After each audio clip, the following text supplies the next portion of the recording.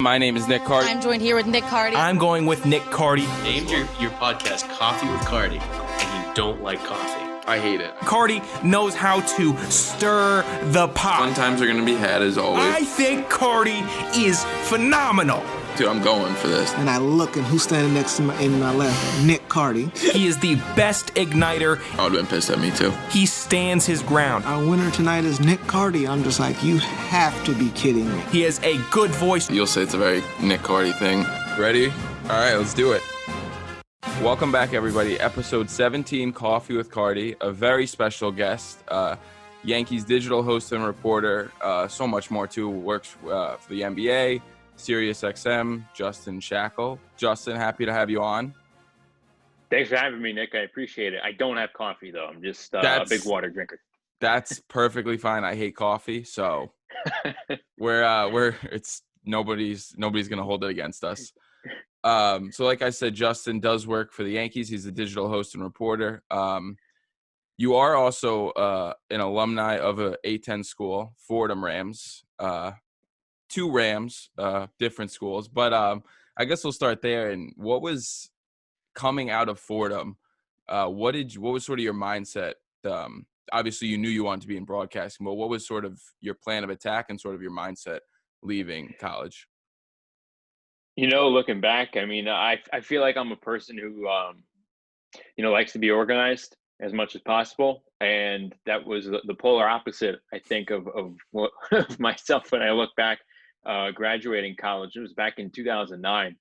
And I knew I wanted to do something in the field, obviously, but I had visions all over, whether it was, play-by-play or, leaving obviously the New York market and cutting your teeth in a smaller market at a TV station, doing it that way. Or, my senior year, I was fortunate enough to intern at Entertainment Tonight in New York. And obviously that's not sports related. So I kind of got bit by the entertainment bug there. I actually went to go to Hollywood and cover the Academy Awards my senior year. I was about to say senior season, like I'm an athlete here, but no, my senior year, I went to go cover the Oscars, and I was on the red carpet doing red carpet interviews ahead of the 2009 Academy Awards. And that was an incredible experience, obviously. Mm-hmm. So after experiencing that, I thought maybe I wanted to do a little more entertainment news. Ultimately, it was sports. I spent that summer, for the most part, sending out resumes and DVDs, a lot of DHLs and FedExes and stuff like that. It's obviously a lot different nowadays, but, that was a lot of my time coming out of school. And then I didn't get my first steady job until January the following year, and it was in minor league baseball. It was doing play-by-play with the Yankees AA affiliate in Trenton, New Jersey. So, the play-by-play, that ironically was a situation where the team was looking, I guess, for someone local in the New Jersey area. I'm from North Jersey. Trenton's maybe like 90 minutes south of that, but it worked. It fit. Mm-hmm. And that was a situation where the team kind of came to me, which was really neat. So, I mean, when I'm, 22, 23 and, a AA team offers you a job, I took it and ran with it. And, I didn't look back after that. So I did minor league baseball for 5 years, but it all started in Trenton, New Jersey. Yeah. It's that's the fun part of sports media is there's no one path. There's no one story for everyone. Like everyone comes from different areas. You start, doing things on the red carpet and then you end up in sports or whatever it may be. And I think that's really interesting to try and gather as many stories as you can from people. Yeah, I think it all serves you well in the end. Whatever your reach for the stars goal is and ultimately, what you dream of doing, every little thing sets you up for that next step in that journey. And I really believe that. And the evidence was doing, like I mentioned, stuff with celebrities, mm-hmm. I mean, these people seem larger than life. They're just like athletes, right? They seem larger than life in a sense. Ultimately, though, once you get to sit down with them and talk to them on a human level, you realize they're just, people just like you. So just again, every experience I feel like carries over into the next. So having that entertainment background, I felt like served me well in working in minor league ball, because I'm really coming across so many people from so many different backgrounds. Hmm. So that served me well there. And then, you know, with all that baseball experience, it helped me get to a place where I thought about going when I was in school, and that was obviously back in New York City, which is, in the backyard of pretty much where I grew up, and that was on WCBS 880. So I called minor league baseball, and then WCBS kind of came calling, and I started anchoring there, and had a small role on the Yankees broadcasts when the radio broadcasts were still on that station. So again, the minor league baseball experience, calling 9 innings every night, also hosting your own pre and post game, that obviously served me and set me up to host a portion of the post game on the Yankees broadcast ultimately. So, and then from there, again, everything kind of links together, and that's I think how all the different stories you hear. Again, there's no one set path, but that's pretty much how all the stories you hear about. That's how they come together. They're all intertwined. Hmm. And then what was it like when you did minor league ball? Was there any, because I mean, you said it was your first steady job. Was there any like nerves that this isn't college anymore? This is the real world. Yeah, because when I was in college, I would talk to people who were doing radio play-by-play in minor league baseball. You always hear about some of the younger, on the rise broadcasters, so to speak, in Hmm. minor league baseball. And when I was in college, the level of play was a big deal. I don't think it's a big deal anymore. I think you go wherever you can do the game. The tape won't lie in the end.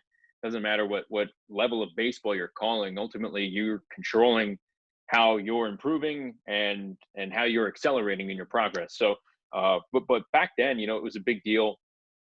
I guess the optics look good, um, but yeah, I mean, you heard those stories, but you also heard the struggles that went apart with that. And look, you get into minor league baseball, long hours, you know, poor pay, and that still exists to this day.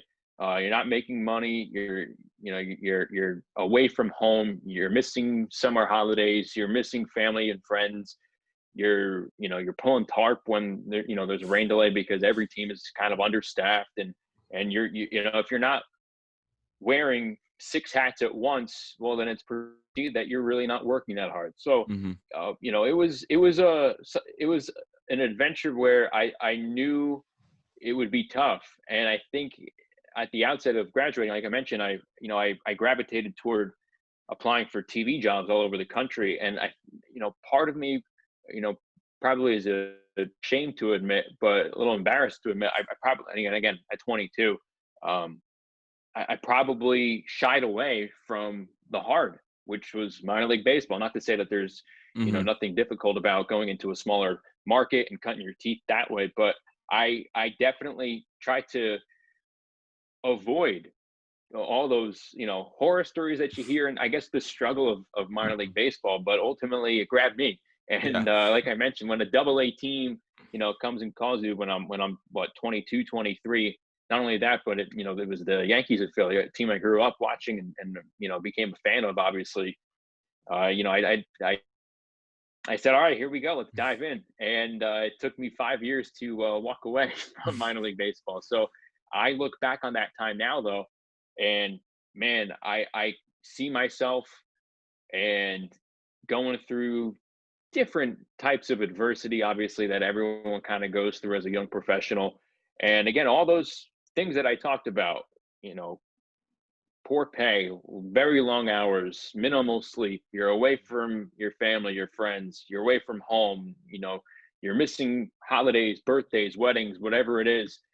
And then I look back and I say to myself, man, that was some of the best summers I've ever had. Hmm. And it's true, because you're young, you're learning, and for people who want to be in broadcasting long term, I mean, there's no better platform than doing radio play by play in the minors every single night for 3 hours. You're live on the air. Yeah. And you may not have too many people listening, but it doesn't matter because it's a place for you to get your reps. And that's why I look back with some of the fondest memories working on minor league baseball. Yeah, that's always amazing to me is, you talk to people who broadcast, and even my experience in a college summer league is like, yeah, like you don't talk about the bad stuff. Like obviously like, yeah, there were bad things like you said, but you always come away with like that was the best summer, or those were the best people I ever met. And Yep. it's funny just how it really just works out like that. Um but yeah, I It's mean true. it is. Yeah, I mean, I minor league baseball brought me to places in the Southern League that I never would have, ventured toward at all if I wasn't working in minor league baseball. I mean, I lived in Knoxville, Tennessee. I lived in Mobile, Alabama, and you tell a 21, 22-year-old Justin Shackil who's taking classes at Fordham that he would not only live at those places, but also foster friendships with people that he would have well into his future. Obviously, to this day, I would have Mhm. never believed you. So, yeah, I mean, I spent the summer an Easter in Jackson, Mississippi, and I've driven along the Gulf Coast on Route 10, and I've been to so many different places that I know I would never have stepped foot in if it hadn't been for minor league baseball. So I owe a lot to minor league baseball, not only because, like I mentioned, it gave me a chance, it gave me an opportunity to kind of get better as a young professional, but also I have some great people that I met and I still keep in contact with to this day. And I know if it wasn't for minor league ball, we would have never crossed paths. So I'm very grateful for that. Yeah, and it's again, I think the most important thing is the experience, right? Because Yeah. you can sit in a classroom all day, but until you're getting your reps, you're cutting your teeth, you're never really going to advance and get the handle on this business. Yeah, I think when you're young, especially, there's no substitute for just doing it, right? A lot of people talk about, I guess, taking two paths, especially, for me, where, like I mentioned, I kind of went to school in New York City, and you hear about people kind of going two different ways, whether they go and stay home and stay in the big market and work behind the scenes and try and get a leg in through the back door that way, and that's fine if if that's what you want to do. you know Good luck. I'm rooting for you. For me, I went the other way. I believe that you kind of have to leave town and come back because if you are young and you want to be on air, you got to go be on air somewhere. And those opportunities, at least for me, they didn't come in New York City. For most people, who are coming out of college and in the New York market, it's not happening there. So they have to go somewhere and cut their teeth and make mistakes, and Mhm. ultimately, um, that's where they, I guess, won't matter as much because you're in a smaller market, you're serving a smaller audience. So that's the big reason why I guess you kind of go and do that, take that route, and it worked. For me, at least, I hope it did. Mhm. And I loved it. I know that I was on the air in Mobile, Alabama, calling Southern League baseball every night, and I know that there was probably less than 30 people listening to the game, and I just didn't care because I was kind of doing it for myself. I know that may sound selfish, but Yeah. I knew that I was honing my craft, and I knew that I was given an opportunity to use a certain platform, being the team's radio broadcast, to get better. And when I said I'm doing this for myself, that doesn't mean that the quality of work is going down. In fact, it's going to be as high as it possibly can because I'm trying to get better. So I often thought about that. I'm like, man, I know no one's listening right now, but it didn't bother me at all because, again, it was a place to call games, and that's all I cared about. And it's funny too how the mistakes really form us as broadcasters more so than, I mean, your good calls, right? Because the mistakes are going to open your eyes and it'll fix you sort of, and you'll sort of self-assess there. But I mean, mistakes will carry you so far if you can look back and learn from them. Yeah, I think it's so invaluable to listen to your own work. Obviously, try and have other people who have more experience, and just because they're older than you and they've kind of gone through more experiences than you to listen to your work. But I think if you're, out of college, a young professional, and you're trying to do this, and you were doing it in college, odds are you kind of have a good ear as to what sounds right and what doesn't sound right. And yeah, I mean, you may have a game where you go back and listen, and there's the highlight that that you probably did a good job on, and go and listen back to it, and you say to yourself, yeah, man, I nailed that point. Good for me, and maybe you take a small piece from that and you apply it to the next big moment, so to speak. Maybe the cadence, the delivery, the speed in which you were talking something. But like you mentioned, those slip ups, the errors, the mistakes that you're made, those stay with you, and it's all for the right reasons, because you're going to go back and you're going to be determined to not make the same mistake twice. So yeah, I think listening to your work is one of the most crucial parts about getting better and doing this as a young broadcaster. And I know I don't do it as often as I should or used to, but every now and then I have to tell myself, man, recommit to sort of go back and listen or watch whatever you're doing, because you need to. That's you can push your work out to people who constructive criticism that you take in and you trust, and that is important.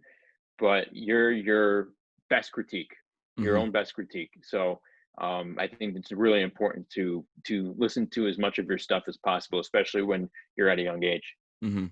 For some people may know listening to this, but there was one Rhode Island football game I called. Worst call of my life, hands down. It was terrible, made me cringe. But the unfortunate thing was it was one of the best plays. I mean, it was a highlight of the week. So Sports Center, Bleacher Report, Fox College Football. My voice was everywhere, but it was like, that wasn't it. But I mean, it was still it was still exciting. But you're right. You have to listen, and that's the only really true way to improve.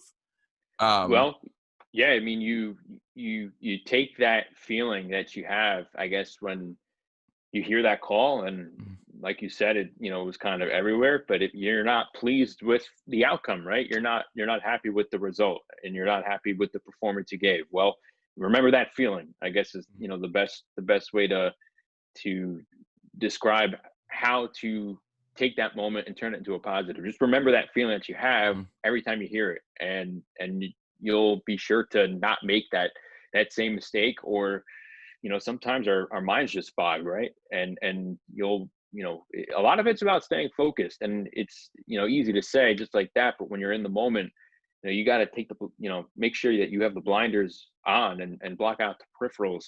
So yeah, I would say, like, remember that moment specifically, because it's just like a hitter in baseball. I remember one, Matt Davidson, who plays for the Reds. I remember in the minor leagues, he was telling me he was struggling, and he was saying to himself, with like a month and a half left in the season, he's like, man, I just don't want to be like laying in bed in the morning in December and have a regret, man. Like, I wish I did this different back, last season or something like that. So, I translated that into broadcasting, and it kind of always sticks with me. So yeah, remember that feeling, right? And just take it with you. And then I guess your transition out of minor league ball, was there any, because you went, like you said, into radio from there back up here in New York, was there any, because you said you were only broadcasting for maybe 30 people, but now obviously the number one market, was there any nerve, fear, or was it sort of just the same, I'm going to do this for me and it's going to be the best it can be?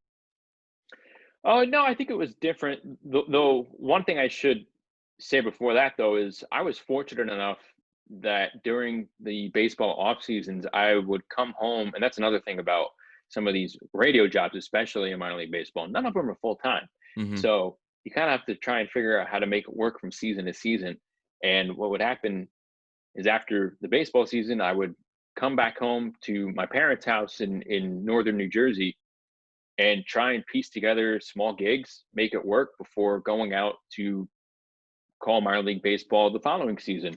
And I was fortunate enough that SiriusXM satellite radio took a chance on, a 23, 24-year-old kid, and gave him an anchoring job doing updates on on a national radio outlet, and I still do work there. And that was my first taste of, I guess, the big time, where there's definitely more than 30 people listening. Yeah. So I think I worked all the nerves out with that job and that responsibility, that by the time I got to WCBS, I felt good about myself. I was confident, and no, I don't think there were any nerves that way. I think it was probably a surreal feeling that I was doing something commercially in New York as opposed to being on satellite radio.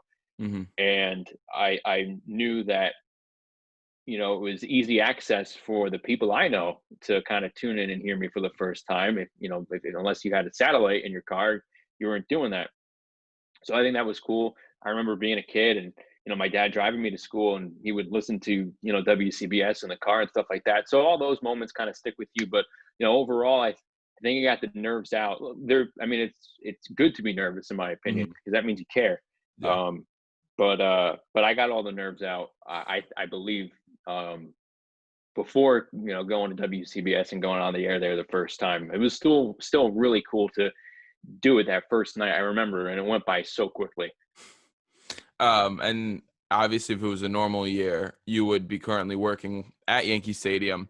What was that like? Because obviously you said you grew up in northern New Jersey. What was that like to walk through the doors, I guess, the first day, to realize that, this is what you call work?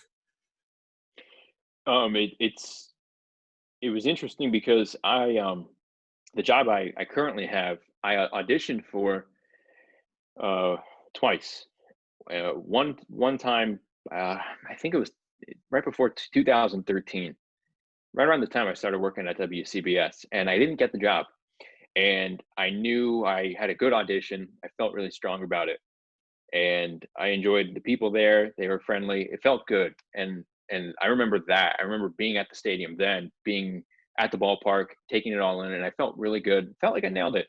Ultimately, didn't get it, but I remember that moment. I remember walking through the doors for that moment.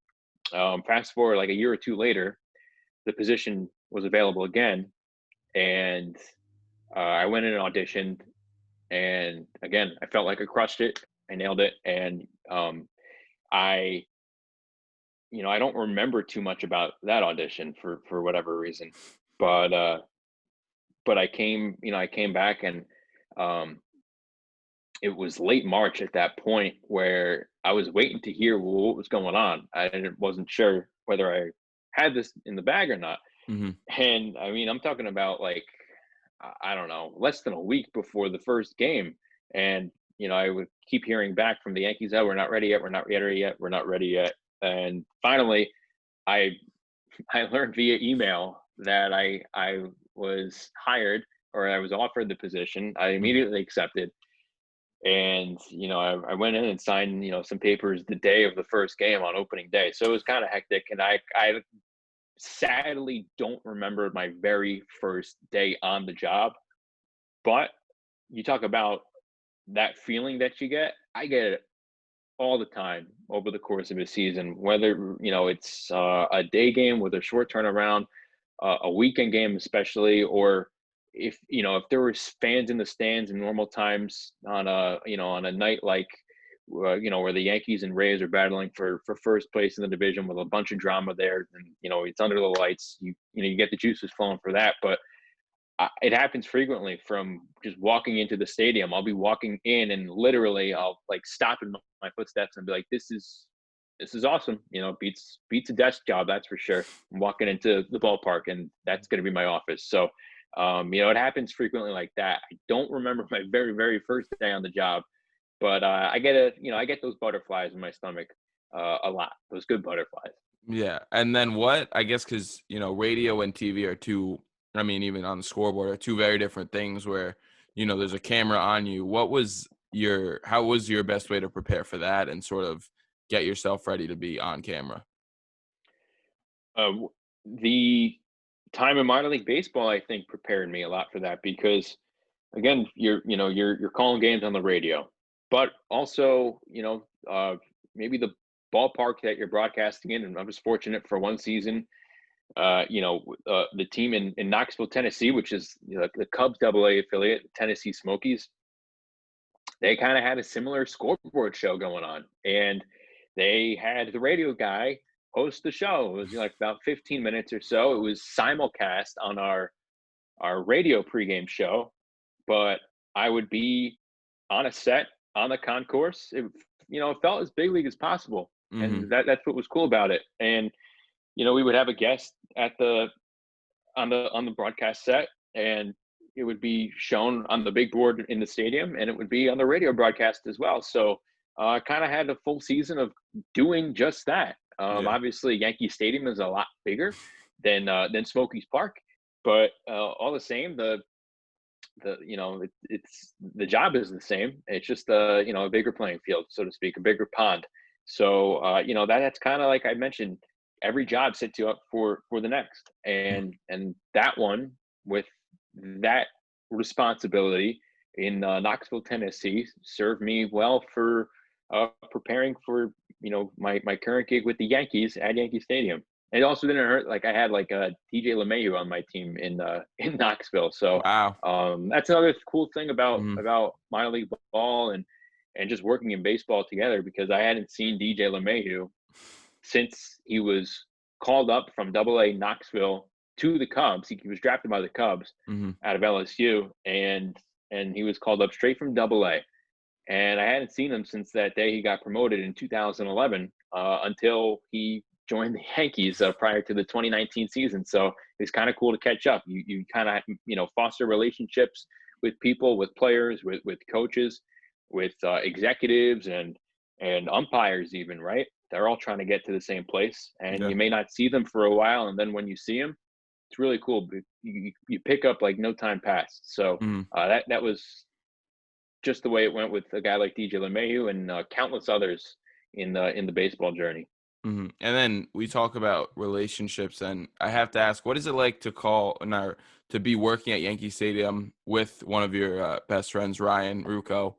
What is that like? Because I mean, like, I got to do U or I games with my friends, and that felt like it was the funnest thing in the world. So, what was that experience like for you two? Ryan and I went to Fordham together. He was a year ahead of me, and we would call Fordham football games, baseball, softball, and it was a lot of fun doing it then, a lot of fun, because what you see now from a guy like Ryan Ruocco, I experienced kind of from day one in college. Obviously, he's a better broadcaster now than when he was then, but you knew back then he was a 1 in a million talent for his age, and things kind of just quickly came to him. And I think that actually got me better, because this was in a way a guy who I wanted to be in his seat calling the games. Not necessarily like I wanted to be him, but Mhm. it wasn't a competition of any Yeah. type, because we were all rooting for each other. I think that was really something cool with the group of kids that I went to college with. We're all rooting for each other. But if I wanted to call the big game, I had to wait till after he graduated, and I was, that's perfectly fine. But ultimately, while he was there and while I was there, if I wanted to be on the A broadcast, so to speak, the varsity broadcast, and call the top men's games, if it's a Fordham versus URI game, hard to believe, but those were actually competitive back in the day. I had to work twice as hard, Mhm. and that was cool. That was a carrot on the strength for me, and it motivated me to be better. And then you fast forward 9-10 years after that, and I Ryan had my job before I did at Yankee Stadium, and I get to see him whenever he's filling in for in various roles on Yes Network, and then luckily I'm able to fill in on Yes Network on Yankee broadcast as well. The first ever time I did it, it was with Ryan, who was in the play-by-play chair, and that was actually his first game calling play-by-play at Yankee Stadium. So prior to that, and this is 2019 we're talking about, prior to that, he was filling in on Yankee broadcast doing play by Mhm. play, but they were all on the road. So that was a big day for him, and then a big day for me. And we kind of found out that we were going to be in those spots, in those chairs, pretty much last minute. Unfortunately, Michael Kay, the Mhm. regular voice of the Yankees, he had his voice go out in 2019. And on that day, Ryan, I think, was serving as the clubhouse reporter, as a fill-in, and they kind of bumped everyone up. They said, Ryan, you're doing play-by-play tonight. Justin, you want to fill in as the clubhouse reporter? And Mhm. obviously I said yes. And we both found this out standing in the middle of the Yankee clubhouse during, pregame before batting practice. So you have two kids, grew up Yankee fans, and went to school together in the Bronx and watched countless Yankee games together, worked a ton on a radio station in college together. And here we were calling a Yankee broadcast together. So it was really, really fun. You know, that first time that I filled in, it was like, a few games in a row. And it was neat because so many different things that could happen in a game took place, including, the walk-off game-winning hit in the ninth, Gatorade bath happening, and you're the one interviewing the star player. In this case, it was Gleyber Torres on the field after the game. Gatorade bath comes, and I for me the coolest part was that Ryan was throwing it down to me on the field. And again, for two kids that grew up watching this team and were fans, and then worked together in college and college friends, it really couldn't get any better than that. It sounds so like, I guess, I don't know, kind of sounds kind of perfect. And not to be corny, but if, it really feels like that when I look back and recall the story. So it was a lot of fun. Yeah, it's sort of what you said is, it's not a competition. Like, yes, we want to do the same things, or we might want to do the same thing, but really, like, you just want to learn from one another the most, and you just want to be able to help each other get better. Totally. I remember when I first got to Fordham, I came a semester late. I transferred us into my spring semester of my freshman year. So a lot of the freshmen who were into the program, so to speak, at this radio station at Fordham, WFUV, they had a leg up because they had a few months under their belt as far as training goes, as far as doing play-by-play mock broadcasts, and I had to catch up. And ultimately, you walk into college and you're wanting to do something like this, you think to yourself, man, there's no way these people know more about sports than I do. And then you quickly check yourself because, there's a lot of people just like you who, may know just as much and more. Hmm. And it was neat because I knew I had to work hard, and I found that out rather quickly. And I found that out from students who ended up becoming my best friends in college and my best friends in life. So, Hmm. I also learned right away that it wasn't a competition. We were all working together and we were going to be happy for one another. Ultimately, look, your success means good things for the people you're working with. Hmm. So, um, I think there's evidence in that in our professional life because look, Brian Rucco's success, obviously meant well for me. I'm not going to, keep any secrets. A lot of this business is all who you know. I think Hmm. obviously you need to, nail the performance. The tape doesn't lie, like I said before.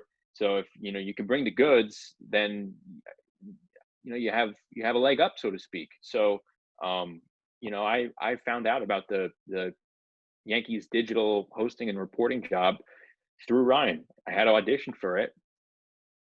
I got the audition down, but ultimately I heard about it from him. The separator, I guess, was the audition, and that's kind of how things fall into place. And not only in this industry, a lot of others, out there. So, um, that doesn't happen if we don't foster a great working relationship, and most important, a friendship in college. Hmm. And I think that happens really anywhere. Like, it may be at a minor league team in, like you said, in Mobile, Alabama, that you didn't want to be at, or whatever it may be, but that could help you 10 years down the line. So Yeah, it that's may happen it's at a law firm, Nick. I mean, you yeah. don't. It could happen anywhere. I mean, so much of professional life in our society is who you know, because who you know is who you trust and who you're comfortable with. And I think those things matter when you have a responsibility and other people are depending on your word. So I think that matters in all walks of life and virtually every industry. 100%. And switching gears to the tape, what's sort of your mindset when you approach something new? Like, I know you did boxing for the first time.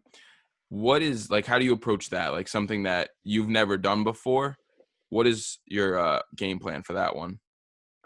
So I'm a big fan of boxing to begin with, and it was something that I wanted to do for years. It's not something that was just, hey, this is an Hmm. opportunity. What are your feelings about that? I've always wanted to do this because I box recreationally, and there came a certain point when I was doing more and more in boxing as a fitness hobby where I'm like, man, I need to combine this with my career. It would just makes perfect sense. So, um, I always paid attention to a lot of the great blow by blow guys that we have in this industry, and I would watch a lot of fights just to hear their cadence, their delivery, certain things that obviously make a boxing blow-by-blow commentator different from a basketball play-by-play guy, and vice versa. So at the same time, I would take things that I learned through basketball and baseball and football broadcasting, and obviously apply it into boxing. So a lot of it is just doing the research, watching a lot of matches, and as far as like direct preparation for the fights that you're calling go, I mean, you just have to dissect the fighters on on every single level. And I think that's what's so fun for me, because every boxer has a story, Hmm. just like every player has a story, but boxers, it's a hurting man sport, and so many different fighters come from so many different backgrounds, and their stories are really inspiring. And I feel grateful that I have the responsibility of and trust from the fighters, the people who promote the fighters, the managers who run their careers, that I have the responsibility of telling those stories. So, I mean, it's a lot of deep diving on the internet. It's a lot of watching their past matches, and it's also getting to sit down with them and talk to them, the people around them. And man, I love it. I cannot wait for fans to come back for all sports, but Hmm. I mean boxing especially. There's no energy like that. Um, when you're ringside calling a fight, it is so much fun. So I really enjoy calling that sport. But yeah, like my very first job, I mentioned, my first steady job was minor league baseball. My very first gig out of college was actually calling tennis play by play for the U.S. Open. Wow. And before then, you know, I never watched tennis before in my life. So that was very different than Hmm. my first foray into boxing, right? Big boxing fan, I like watching matches, never watched tennis before. So yeah, like with that, dive right in, watch as much as I possibly could, listen to how tennis play by play on the radio is done, which when you think about it is a crazy concept because you don't hear it too often. But I had so much fun. There was so much preparation involved in that, hours upon hours, and a lot of it is taking in what you're kind of writing down in your preparation notes. And it was a great assignment, but for boxing, it was right up my alley, and I can't wait to do more. Mm. And then just, I guess, overall in terms of, prepping for something you don't know, prepping for, something you do, by heart, what is just, I guess, your overall mindset and your overall plan of attack when you go to prepare? Well, I want to try and do everything in my capacity to cover all areas. I mean, it varies for each sport, really. Boxing, like I mentioned, the nuances of a fight, the vernacular of boxing blow by blow.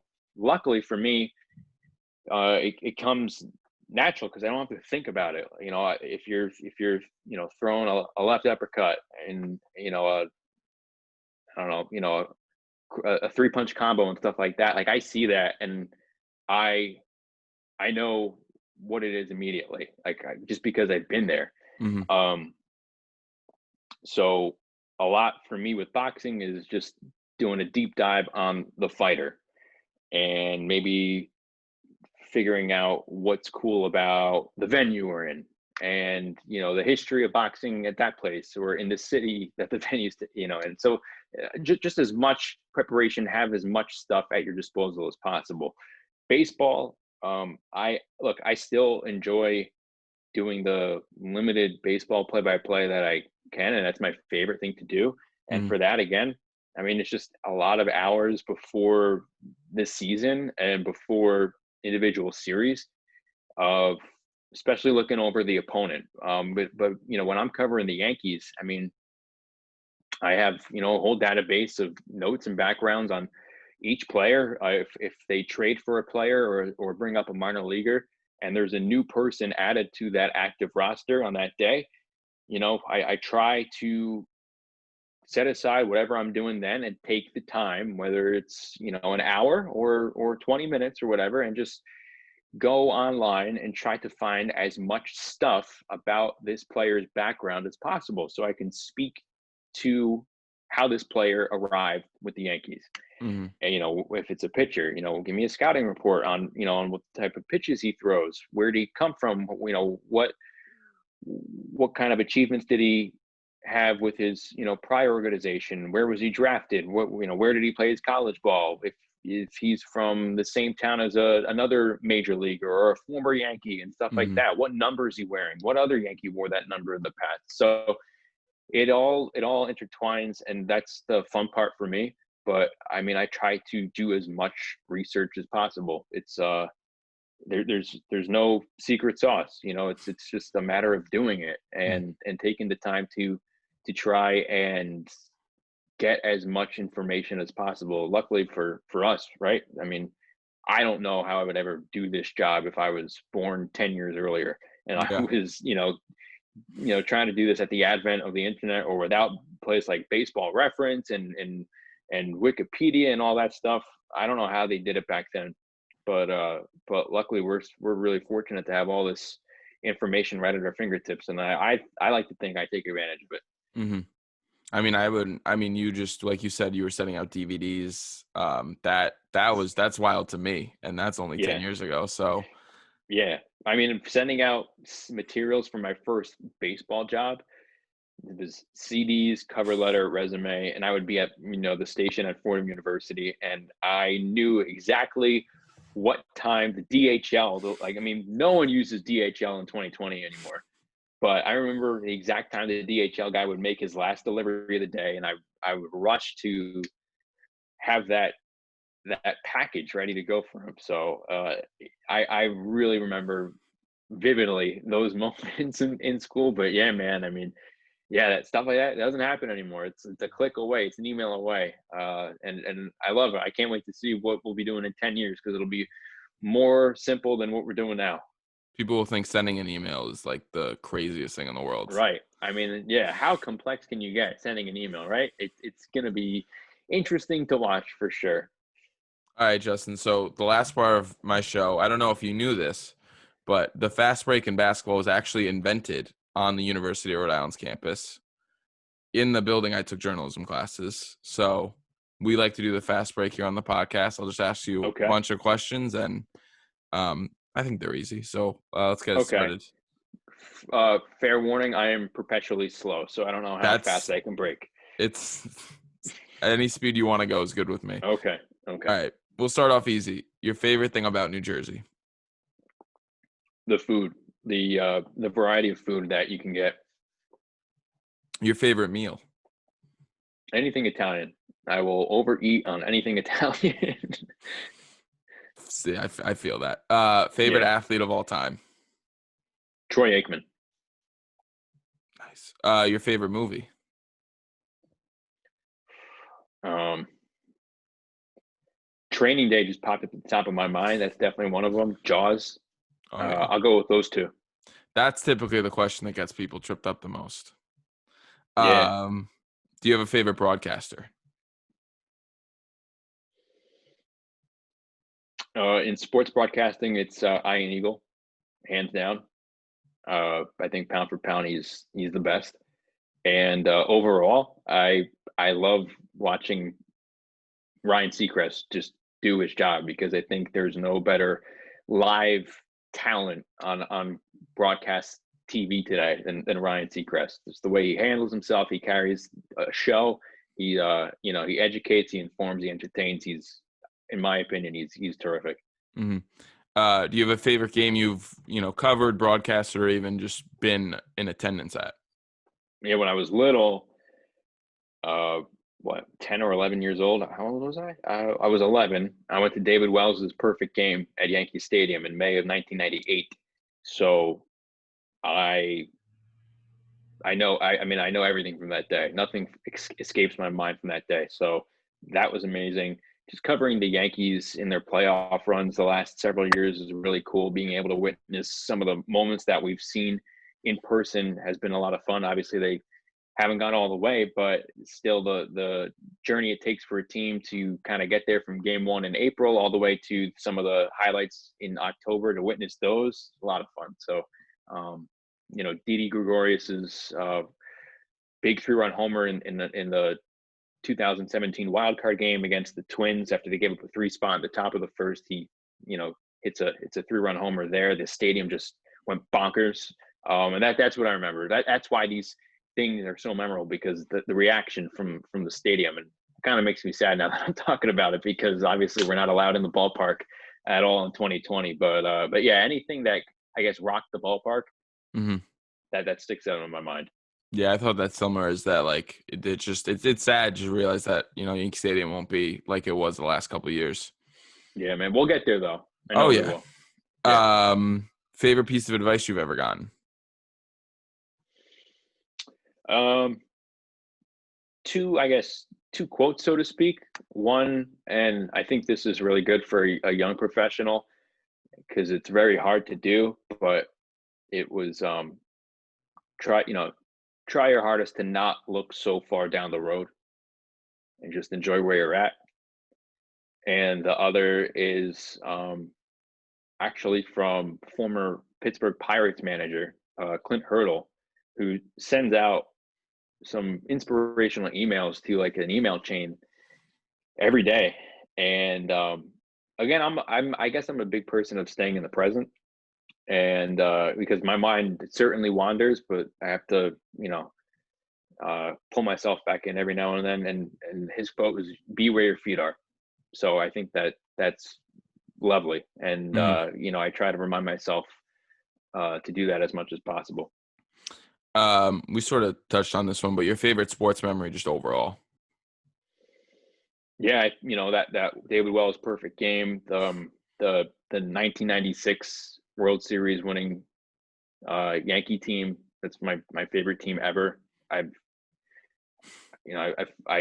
learned more and more about that team as the years go by, and I just love the story from the manager and the coaching staff, and to each individual player's path, how they all came together and kind of just set a dynasty in motion for the years to come.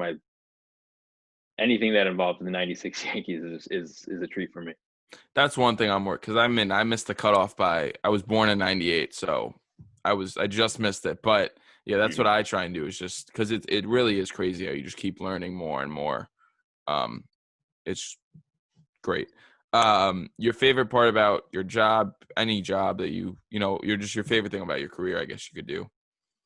And my favorite part, going to work at Yankee Stadium. I know it's, I have a very soft spot in my heart for the older Yankee Stadium, not the one that's in my background, the one in between. I love that place, and I still see it and very vividly in my mind. And I thoroughly enjoy the new spot, because if it wasn't there, I wouldn't be doing what I'm doing. But I just love going to the ballpark for work every day. It beats a 9-to-5 job. It beats sitting behind a desk. And my view from my office window is a ballpark, a baseball field. I love it. I've been very blessed. And if you could go back in time and witness any sporting event, what would it be? That one I can't be so fast with. Oh my goodness. Oh wow. I'm gonna go with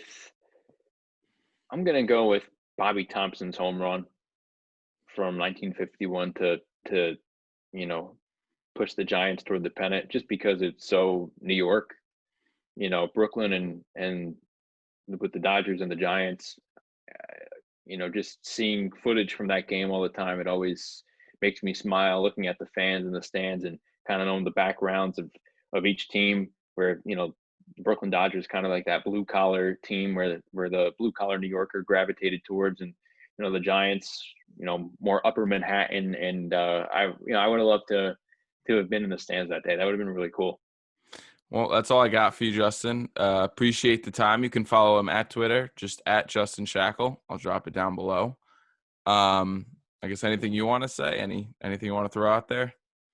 Yeah, man. I guess for all our fans across sports, not just baseball, but keep the faith. 2021 is coming. Better times await. So let's all make sure that we do our best to ensure that we're going to be able to witness live events and great memories to come. So I guess wear a mask. Beautifully Thank you, man. said. No problem. That'll do it. Episode 17 in the books. Have a good one, everyone.